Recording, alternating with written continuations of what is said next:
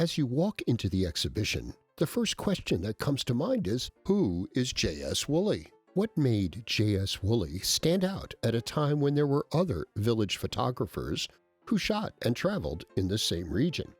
J.S. Wooley was born in Wilton, New York. He lived for a short time in Saratoga, working as an apprentice in a print shop before moving to Ballston Spa.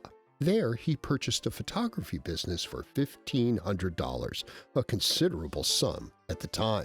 Many of these panoramic views were shot with the original purpose of being made into contact prints for 3.5 by 12-inch postcards. As postcards, it's difficult to appreciate the beautiful subtleties of these images. They are more apparent in the enlarged frame prints exhibited here. These modern panorama prints were produced from high-resolution scans of original Al Vista negatives. The Al Vista was the primary camera Wooley used to produce panoramic images. Al Vistas came in approximately 8 different sizes, from the Baby Vista on the left to the 7E model on the far right. Wooley exploited the camera's swing lens to capture the landscapes and culture of the Adirondacks and Lake George in a distinctive, new way. Most of the panoramas seen here were shot with the 5B, which used a 5 by 12-inch negative displayed here. Over time, the type of camera available to him changed. To begin with, Wooley worked with the dry glass plate process. He exposed his images onto fragile glass plates that measured either 5 by 7 or 8 by 10 inches. Imagine sitting in the back seat of a biplane taking aerials of Lake George Village. You can see biplanes berthed in front of the Fort William Henry Hotel. Patrons were taken up on rides over the lake. J.S. Wooley worked for more than a decade as a staff photographer at the Silver Bay YMCA on Lake George. He lived there and had his own studio and gift shop from which he sold his postcards. When he was not photographing groups of campers, he traveled around the area, photographing the towns and villages and their local events. These images provide a window into the development and growth of the communities around the lake at that time. Later in his career, Wooley incorporated his business. By the 1920s, he had a staff of photographers working with him. After a fire destroyed his Ballston Spa studio, the blaze may have been caused by the highly flammable nitrate film he used. No one knows for certain. Wooley designed new premises with an upstairs studio lit with skylights so that he could light his portraits with natural daylight. In the first part of the exhibition, we have seen how Wooley's artistic eye influenced his photography of landscape.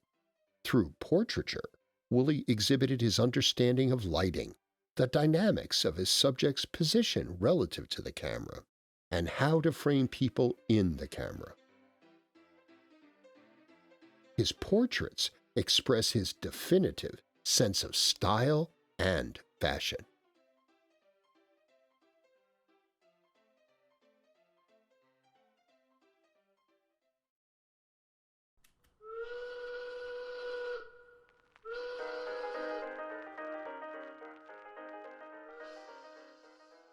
Wooley loved travel as much as he did photography. He combined these two passions by becoming a travel agent for summer excursions across America. At this juncture in his career, cameras and their negatives became smaller and more portable.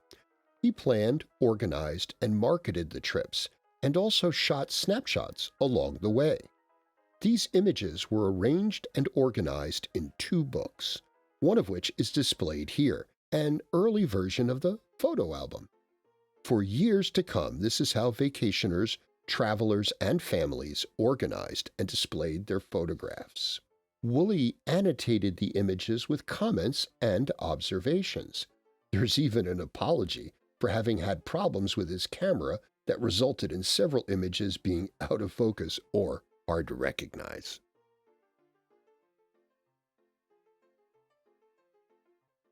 Wooley traveled the world and went to places and saw things few others in the area had.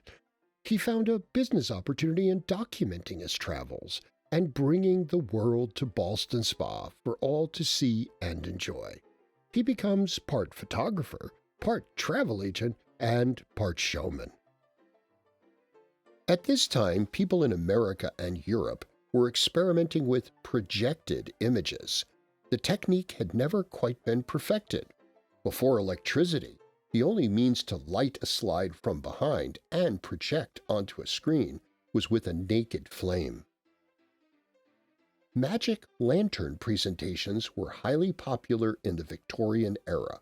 Wooley advertised in the local paper, "An evening of music and entertainment" at the Ballston Spa Baptist Church.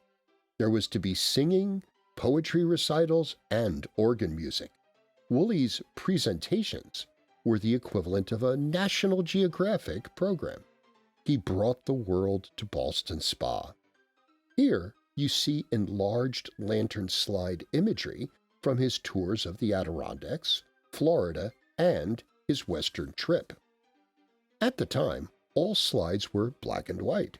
However, there were several companies that could hand paint or color slides. It is evident that Wooley hand-colored several of his own slides.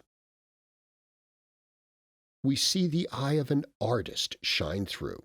This collection is varied in subject, format, presentation, and materials.